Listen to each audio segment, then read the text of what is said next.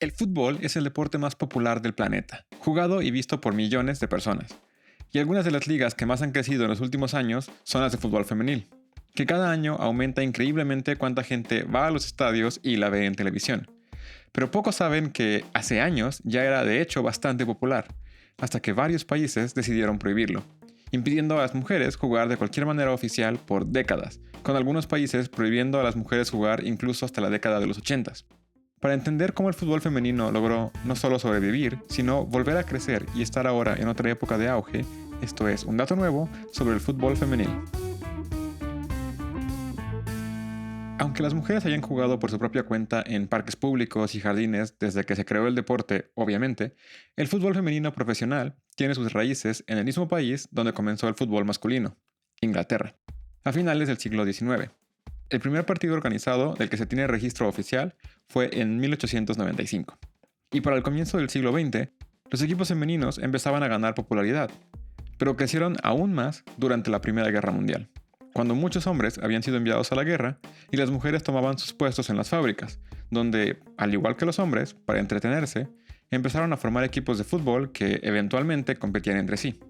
Al no haber una liga masculina en este momento, estos partidos se volvieron cada vez más populares entre la gente, y empezaron a recibir tantos espectadores que usaban el dinero de las entradas para donarlo a los soldados heridos. Y este fenómeno no solo se limitó a Inglaterra. En Francia, Italia, Alemania, Estados Unidos y más países también comenzaron a formarse equipos femeninos que, especialmente en Europa, comenzaban a competir incluso entre países.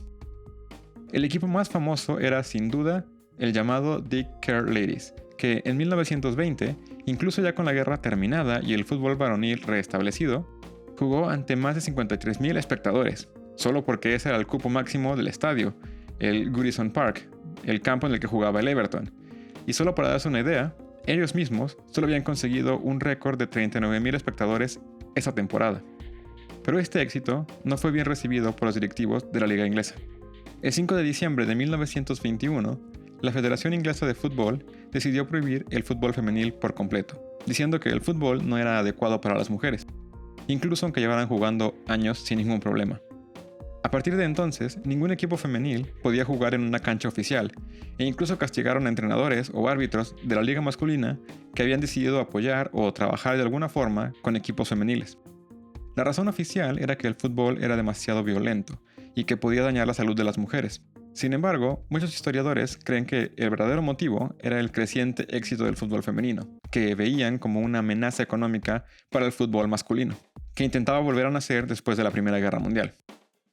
Aunque los equipos femeninos tenían prohibido usar cualquier cancha de la liga, no pudieron evitar que siguieran existiendo de manera no oficial, jugando en parques públicos de manera amateur y sin ninguna organización.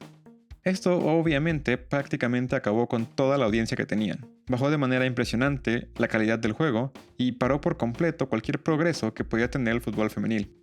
Sin embargo, las mujeres que en verdad eran apasionadas del juego lo mantuvieron vivo, formando equipos, torneos semiprofesionales e incluso organizaciones enteras para promover el deporte y argumentar contra la prohibición. Y así, junto con la lucha por la igualdad en tantos otros campos de la vida, por fin, en 1971, 50 años después, lograron que la federación levantara la prohibición, permitiendo que las mujeres volvieran a jugar en estadios y ligas reguladas. Aunque es el caso más famoso, Inglaterra no fue el único país que prohibió el fútbol femenino. Muchos otros gobiernos y federaciones deportivas siguieron un camino muy similar, en el fútbol y en otros deportes. En Alemania, la Asociación Alemana de Fútbol también prohibió el fútbol femenino en 1955, alegando que las mujeres debían jugar deportes más apropiados y que el fútbol afectaría su gracia y su belleza. Esta prohibición duró hasta 1970. Francia también siguió una ruta similar. El gobierno impuso restricciones de fútbol femenino, y aunque no fue una prohibición total, limitó su desarrollo durante la década de los 40, los 50 e incluso los 60. Y en Brasil, el fútbol femenino fue ilegal desde 1941 hasta 1979. El gobierno brasileño emitió un decreto que prohibía que las mujeres practicaran deportes considerados incompatibles con la naturaleza femenina, y el fútbol estaba entre esa lista. En muchos países, las prohibiciones no siempre fueron oficiales, pero la cultura y el machismo, además de las normas sociales, hicieron que fuera casi imposible para las mujeres organizarse y jugar fútbol de manera formal, organizada y profesional. Pero una vez levantadas las prohibiciones, el fútbol femenino comenzó a resurgir lentamente. Poco a poco, en varios países, se popularizaba más el deporte, lo cual le daba un poco más de presupuesto, que le permitía poco a poco subir de calidad. En 1991 se celebró la primera Copa Mundial femenina de la FIFA en China. Este fue un momento crucial, ya que finalmente el fútbol femenino comenzó a recibir reconocimiento oficial a nivel global. Y a partir de aquí surgieron ligas femeninas en muchas más partes del mundo. En la actualidad, el Mundial Femenino atrae a millones de espectadores en todo el mundo, rompiendo cada vez récords de audiencia y asistencia. Y algunas jugadoras como Marta, Alex Morgan y Megan Rapinoe se han convertido en íconos globales, inspirando a una generación de futbolistas que cada vez se desempeñan a mejor nivel.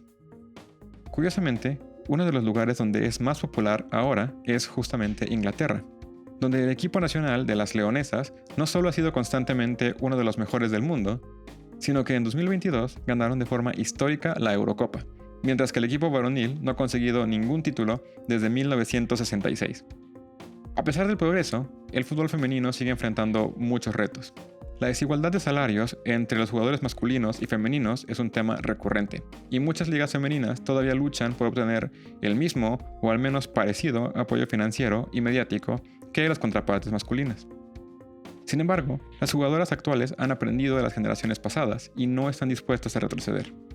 En Estados Unidos, por ejemplo, las jugadoras del equipo nacional, que es 4 veces campeón del mundo, lograron apenas en 2022 que la federación acordara pagarles lo mismo en premios, tanto a la selección varonil como a la femenil. En México, la Liga MX femenil, que solo se creó en 2016, también ha generado cada vez más interés, aumentando su número de audiencia tanto en televisión como en cancha. Aun cuando en su creación los equipos acordaron un tope salarial de no más de 2,000 pesos por jugadora, poco a poco se ha ido logrando acortar la brecha salarial y algunas de las jugadoras estrellas, traídas de grandes equipos, tienen sueldos que superan ya los 100,000 pesos. Aún así, en 2023, el salario promedio de la Liga MX femenil era solamente de alrededor de 10,000 pesos. Aunque se argumenta que reciben menos dinero porque generan menos dinero, no podemos olvidar que la única forma de generar dinero es invertir primero. Y si no se le da promoción e importancia al fútbol femenil, tardará todavía más en alcanzar el nivel que puede, sobre todo cuando tiene una desventaja de más de 50 años que fue forzada por la misma gente que hoy en día se queja de su poco nivel. Eso es todo por hoy. Recuerden darle like y suscribirse si les gustó el contenido. Y espero que les haya gustado, que lo hayan disfrutado y sobre todo que se hayan llevado un dato nuevo.